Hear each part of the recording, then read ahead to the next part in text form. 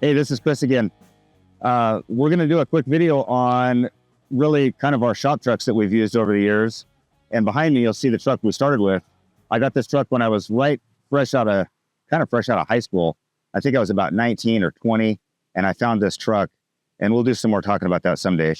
But this truck really started our business in 2005 and kind of looked like that. It just was a little shinier back in the day. So we'll come back to that. But this video is about the 78 Toyota flatbed that we have.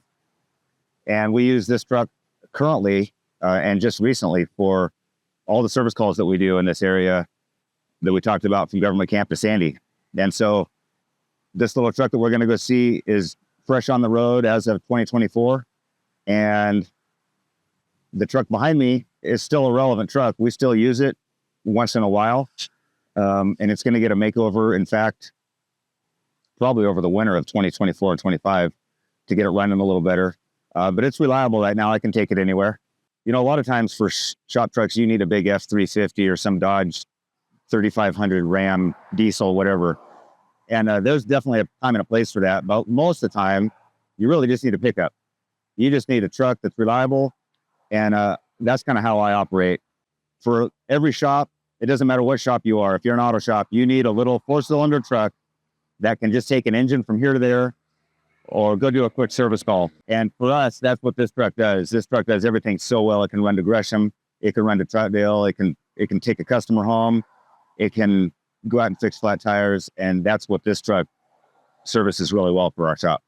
And so this is a truck right here, this 78 Toyota pickup. We were literally, I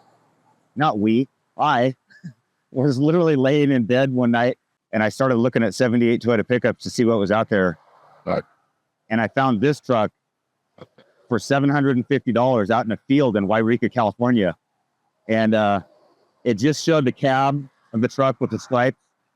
And I could see in the back, it had the dual wheels and no bed. The roof was all cut off. There was a windshield, but nothing else. Like the doors were there, but it looked really straight and it looked not rusty. And it's in Wairika, California, so it's got to be in pretty good shape.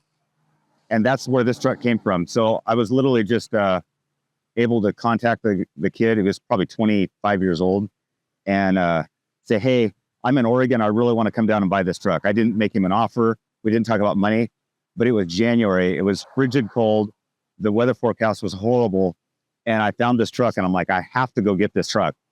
So I thought it'd be a good road trip and it would be a good foundation of to replace the truck that we were currently using, which was another 78 Toyota pickup that I'd had for about 15 or 20 years that I got from a local customer named Brad, an old man who's passed away, but a really nice guy.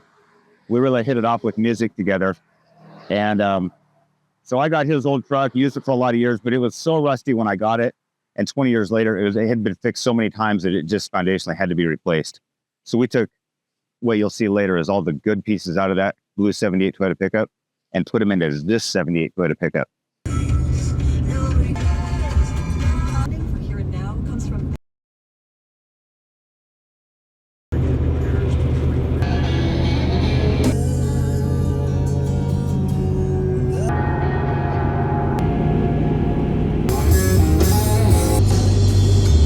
Well, here we are back on the road. We're just outside of Wairika, California, heading to Etna. It's about 13 miles away. Beautiful drive this morning. Check this out.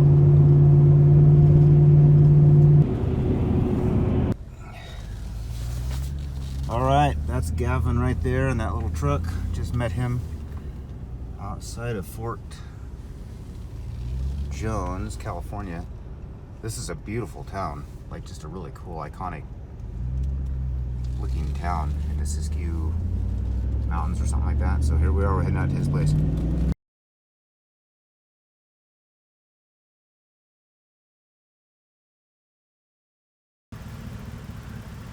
I gotta get the bike. Yes.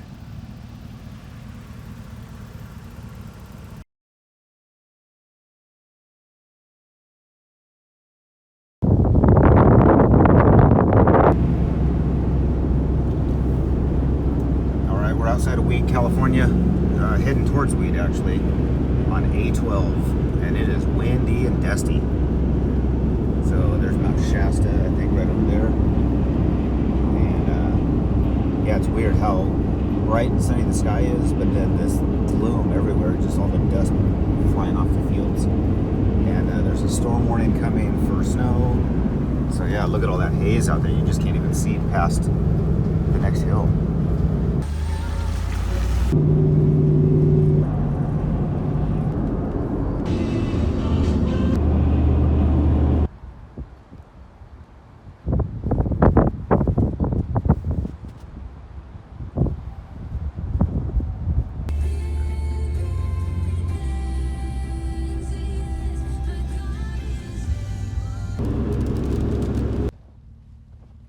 I think we made it down to like Chemolt, I think is where we're at, and she's trucking along pretty good. Most of the snow is staying out of the inside, but we have been driving through some crap, I'll tell you. There's 6 or 8 inches of good snow here on the road, and then here we are.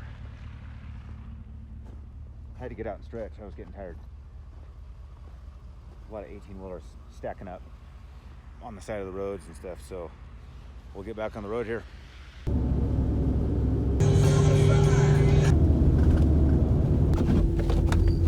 Okay, this is officially miserable.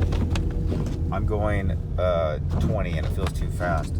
The road is so narrow you can't, barely 2 cars can fit through here.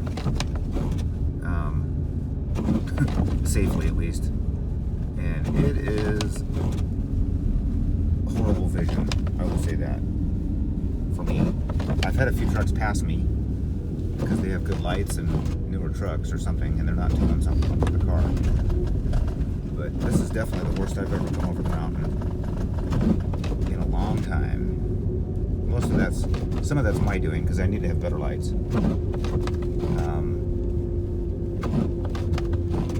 And my windshield wiper blades, where they can work, are pretty good, but some of it just does not work.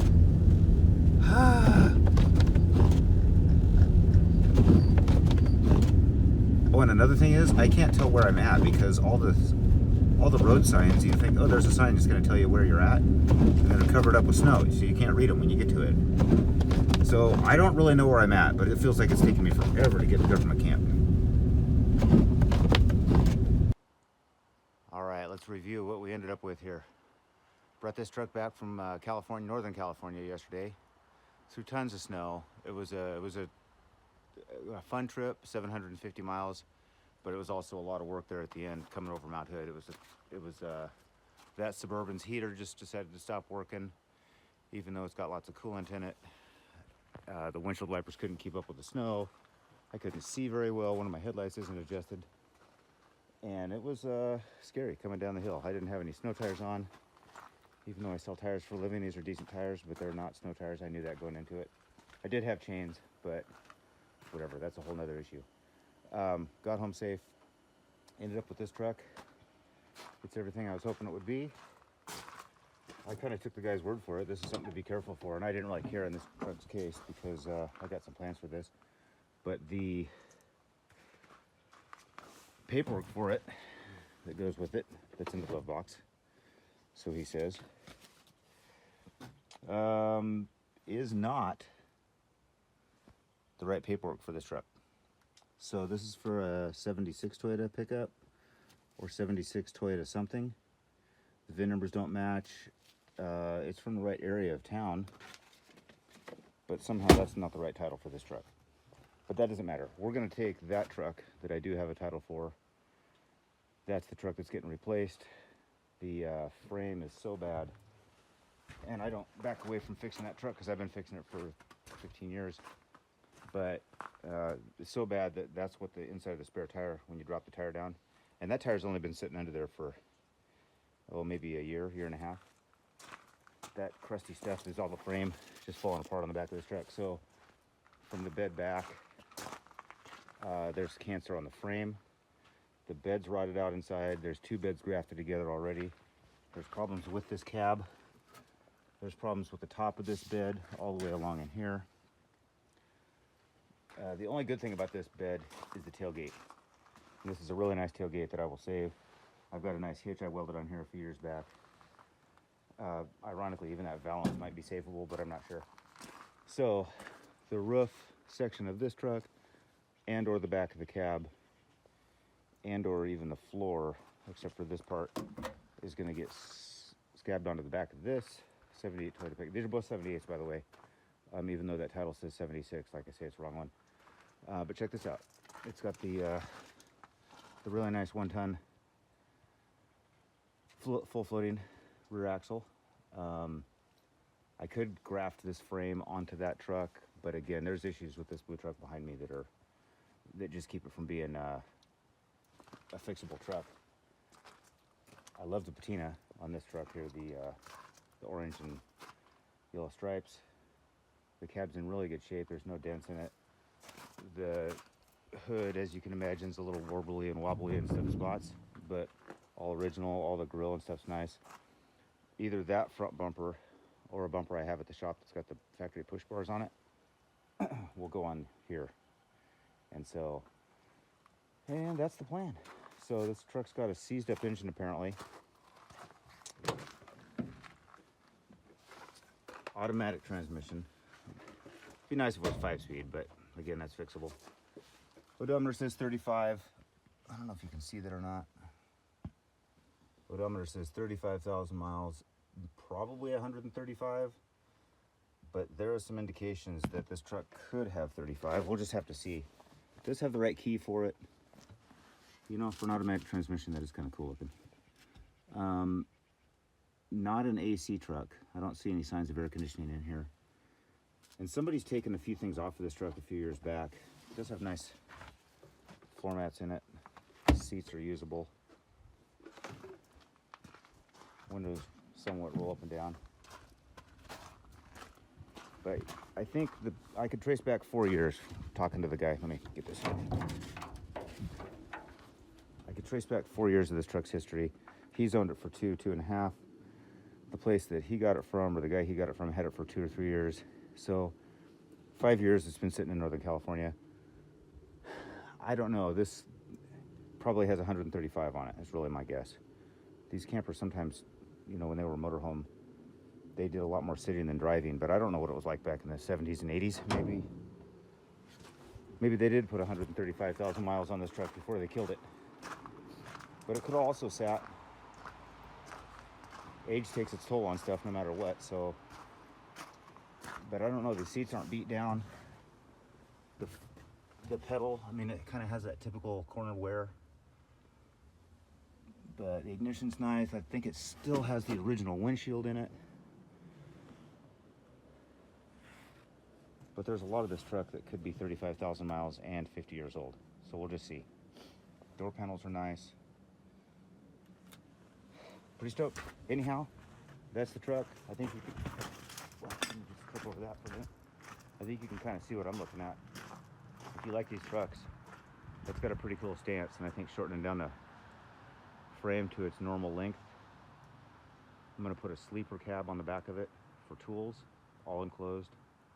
And then, like I say, graft the back of the cab on the blue truck onto that truck. And then put a really tiny flatbed on the back of it. So the flatbed's probably going to be 4 feet long. And I think that's just going to be great. We'll get some nice tires on it.